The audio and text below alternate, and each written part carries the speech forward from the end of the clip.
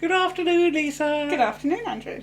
Well, whodunnit then? Yes. Well, we know whodunnit Yes, we because did. we watched it. That's what we have been watching today.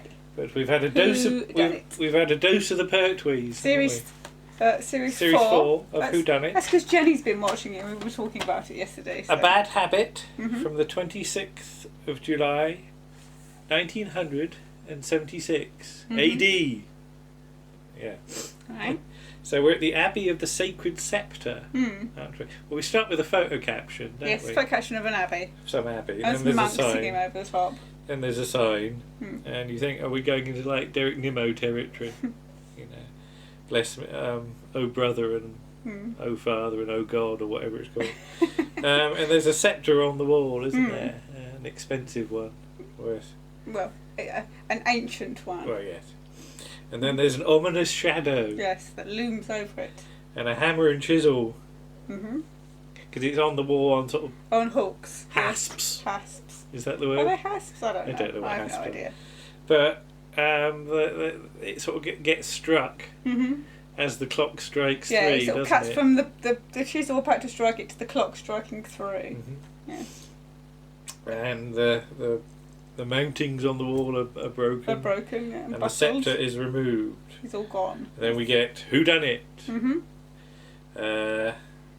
Written by Jeremy Lloyd and Lance Percival. Yes, as always. And then we cut to the sexy sight of this week, which is John Pertwee in his denim. He's in double denim. In his denim Shirt. Well, is it a shirt? Yeah, it's a denim shirt, and he's got jeans on as well, and white trainers. But the buttons sort of, it seems to sort of come open, doesn't it? You can sort of see into It's probably it a bit. unbuttoned right to sort of. Well, no, further down. It's not unbuttoned. It's just that the buttons don't seem to are do they a up bit very gapey? well. Yeah, they're a bit gapey. Shirts do that sometimes. Yeah, but he's got a bunch of flowers on his desk. Yes, hasn't he? Got some carnations. And they're from Jersey. As this is the first programme they're going to get in colour in Jersey. Colour in Jersey, yeah. And we chose this episode pretty much at random, didn't we? And did he say Jersey? Yeah. Did he say Jersey? Yeah, he did. Oh, okay. Yeah. So I just like that's a The little Channel piece Islands of didn't get the TV history there. colour to the. Now on the panel this week are the TV Times winner, Peter Clark, who's 15 from Bristol. Yes. Who's got his best pattern shirt on, He hasn't has, he? yes. Robin Nedwell, who's come in a Snoopy t-shirt. Yeah. You can just see Snoopy and it says, "Come dance with me, baby." And then Eutha Joyce and Brian Murphy. Now, Robin Nedwell's in Doctor on the Go at the moment, and the first series is run in 75. Now, you said that Pertwee says the new series is going to start in 76. But it actually starts in 77. Yeah, so obviously it was delayed for some reason. But Eutha Joyce and Brian Murphy, stars of Man About the House, are getting their own series now. George and Mildred. Which is going to be called George and Mildred, and that's going to start very soon, and I think it does. September. And that does actually start in September. Let's just have a look. Yeah, 6th of September 1976. George and Mildred. Okay. And we've got a load of George and Mildred over there. We have, somewhere. And Man About the House. Yeah, Paul's been watching. Paul likes George and Mildred. Watching those, so yeah. But anyway, in the cast we've got what have we got? We've got 4 monks. And a policeman. As always. Well, there's Brother John, there's Brother Peter, there's Brother Paul, and there's Brother Simon. Oh, and Father Michael. And Father Michael. Who's Don't forget the father. Yeah.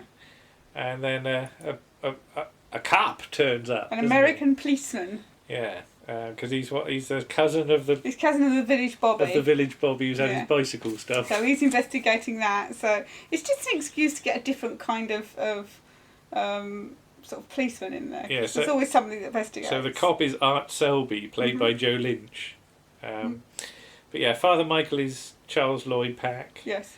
Simon is John Aberneri, with no hair but with no wig, but a Noir accent. He's got a Noir accent. Miderio. Yeah, and Brother Paul is John Clegg. Yeah. Mr. La-di-da Gunnar Graham of Ain't Our Fault Mum Pain, Fame even. Yes.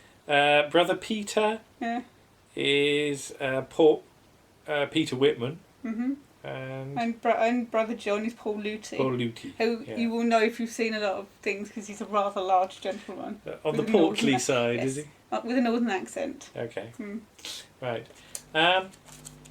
But, so then we have the investigation of what has happened. To the Sceptre. To the Sceptre. It must be an inside job. Yes. Well, and because they can only afford so many cast members. Well, because they can afford so many cast members and there's not many people that can get access. Yeah, but yeah, we start to get the flashbacks then as to what happened. And now isn't it the thing that...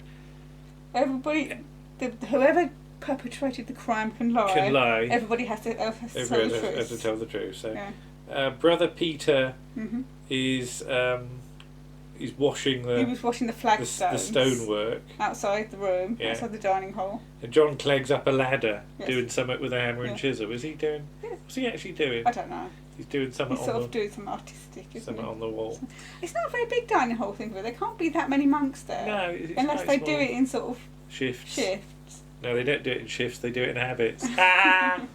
That's a highly big surf joke. Right. But John Clegg upsets the water, doesn't he? He does, he steps down into it and knocks it over. Yeah. But 2:30 the Sceptre was there, by 3:30 it is gone. Yeah, well, just after 3 really. Yes. Because it's really condensed, because you don't actually get a proper timeline of when things happen, because it's all quite condensed. But yeah, enter Art Selby and he has to put his cigar out. And then we get a flashback to the loss of the Sceptre being discovered, and was it Father Michael knocked over some candlesticks when he in the shop? In shock, yes. But there are no wet footprints, are there? No, so it can't be Brother Paul. Well, unless he dried his foot. You don't know. But so that's the sort of basic setup of it. Because the actual sort of first bit of it is just showing you the sort of flashbacks, and then we go into the actual Q&A bit. And now, who's smoking this week? Robin Nedwell and Youtha Joyce. And Youtha Joyce have both got fags on the go, haven't they? Quite a lot. Yes. Pertwee's got a hold of the Sceptre.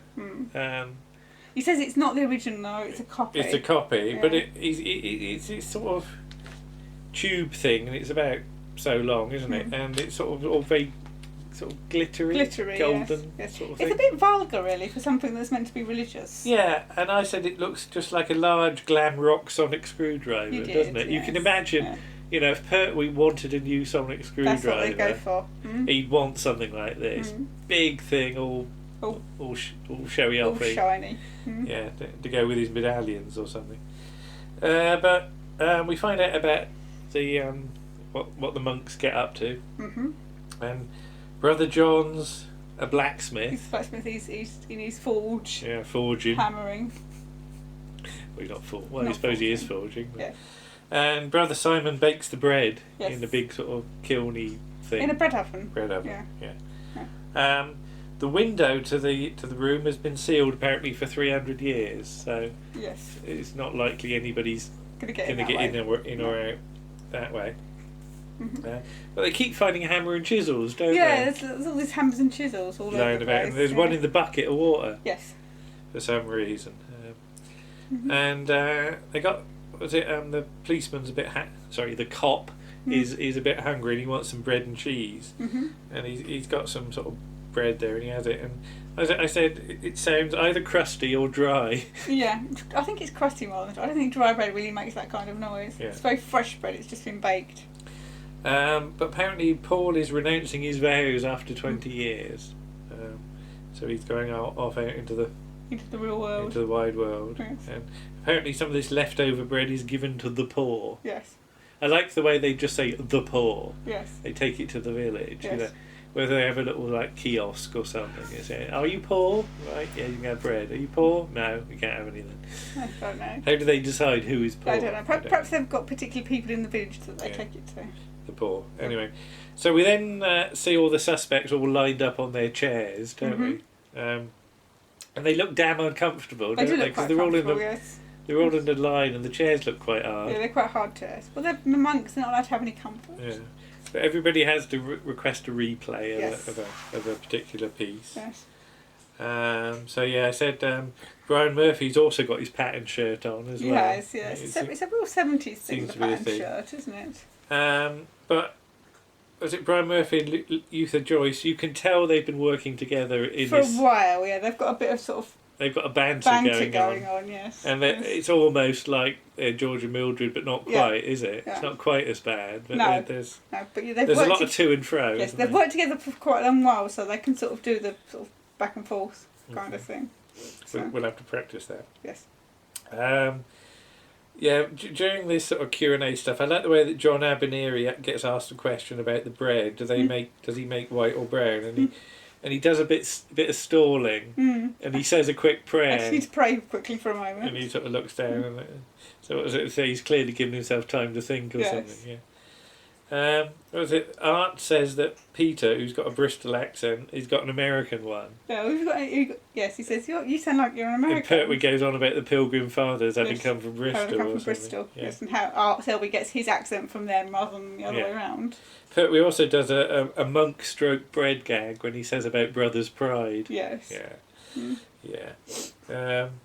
Brother John gets asked, "Are you ambidextrous?" And he replies, "No, I'm Church of England." And Pertwee says you're not Church of England because he's a monk. But I think you can have now. You do get Church of England monks. There's references to Ronnie Barker in Porridge. Yes. And also to Kojak as well. Do you know Kojak? And he's like, never heard that before. You said I'm well dressed, better dressed than one of them. Better dressed than one and not as rich as the other. Presumably that means Columbo, doesn't it, for better dressed? Yeah. But I like the way you've got all these sort of cultural references, because in many ways the people that are on the panel are just as interesting as the actors who are in there for me. Starring in the thing, you'll get some interesting actors, but... it's also good to see 70s people sort of as themselves, which you don't always get to see, do you? No, and I don't know whether Luther Joyce is hot. She does a lot of mopping, sort of mops herself a bit, doesn't she? She. And then you get to the Whodunnit and Why, and people have to say, and Peter Clark, who is only 15, he sort of stumbles a bit, and Pertwee's a bit short with him, isn't he? Yeah. I think. But I like the way Peter goes, "Hold on." Yeah, hang on, I'm going to take my beer. So he's not giving way. No, see that? No. Doctor Who's rude to him. So. Yeah. And then Pertwee goes into now shall we see? He goes a bit Gestapo, doesn't he? Like I don't know why he does that. Like his hair flick or something. So, but we have to be careful here not to give away the plot, anything away in case you want to watch it. So we find out who is right, and whoever is right. They win a prize. They can have something from the set. Because originally, I think they stopped making them because it got too expensive. Obviously, they've got the props anyway. Well, they had magnifying glass. But they used to have a magnifying glass in a frame. And obviously, that got too expensive to keep on making those. Yeah. So they now give them something off of the set of what they've just watched. Yeah. And the person that wins picks the sceptre. The sceptre is the obvious thing to have. You're not going to take it like a bit of bread or an apple or something. Or a chair. Or a hammer and chisel. Yeah. Well, I suppose that would be more use, but and I just wonder where that sceptre is now. Because it might have got thrown away years ago. Oh, I hope not. I hope the person who got it cherished it. Maybe they did. And maybe it's still around somewhere. It's one of those things because in some of the Whodunits, when somebody in the audience wins, they give out their full name and address. Full name and address. Yeah, you're like, what? And one of these days, I want to go and look on Google Maps and see if I can find the house of the person. So one day I will do that just to see. But certainly if they because they do get a sort of range of people as the TV Times winners and certainly, I guess Peter Clark is still could well still be around. He's 15. Because he was 15 then. It was 42 years ago. So he's going to be about 57. 57, 58. So I just wonder if he remembers being on it. I still think he remembers being on it. It's just a shame they couldn't attract him down for the DVD. Well, they don't tend to do many extras for these. No. They just bang them out as are. But there's a few people around who possibly remember Mm-hmm. on Whodunnit, and I'd just be interested to see if anyone's got any memories. But as you said, yeah, you can probably just remember Doctor Who being a bit sharp with it. Yeah. But yeah, it's quite a good one. I thought it's. I mean, I find you can rewatch Whodunnit, and I think we have done a couple of bits on Whodunnit over the sort of podcast and the odd video we have mentioned it. But I always find it you can go back to them after a while, and it, even then I sort of knew. I remembered who did this one. Where it was going, but I don't always. Yeah. No. But because we considered as well, there's one from, I think it's series 5. Yeah. With Nicholas Courtney in. Oh yeah. And he's the victim. That's the brig dancing, and I can't actually remember who done it in that one. No. Because you're just distracted by Nick Courtney dancing. You get distracted by Nick Courtney dancing, and apparently John Pertwee says to him, "Didn't know you could do comedy brig." That's right. Well, that's for his death scene. Yes. Yeah, because he thought his death scene was OTT. Yes. Yeah. Right, so. But yeah, so hold it up again. So Whodunnit Series 4, it's now available in a complete box set, which I kind of wish we had sometimes because that's a bit scattered. That's all right. We can find them. We can find them, but yeah. Yes. So yes, Whodunnit. Well worth a look. 4. It is well worth a look. It's very 70s. Yeah. Hold your arms up to do the W thing like Pertwee. I can't. It's like that. Then twizzle sideways like that. Bye bye. Bye.